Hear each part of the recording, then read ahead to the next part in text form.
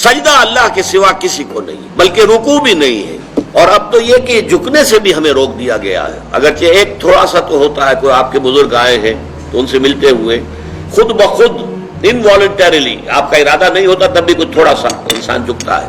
سجدہ انتہا ہے، اس لیے کہ اس میں تو انسان جو ہے اپنے جسم میں جو اعلیٰ ترین حصہ ہے یہ پیشانی، یہ جب زمین پر ٹیک دیتا ہے اپنے پروردگار کے حضور میں تو گویا کہ اپنی انانیت کی نفی مطلق ہو گئی۔ ہمارے اور رب کے درمیان حائل جو ہے ہماری انا، میں، میری مرضی، میری پسند، میری خواہش، میرا فکر، میرا خیال، میری رائے، یہ میں ہے سب سے بڑی کہ جو پیدا کرتی ہے رکاوٹ۔ اس میں کو آپ جو ہے اللہ کے حضور میں حدیث میں آتا ہے جب سجدہ کرو تو یوں محسوس کرو جیسے کہ تم نے اپنی پیشانی اپنے رب کے قدموں میں رکھ دی ہے۔ یہ کیفیت سجدہ جو ہے یہ اس کا عروج ہے۔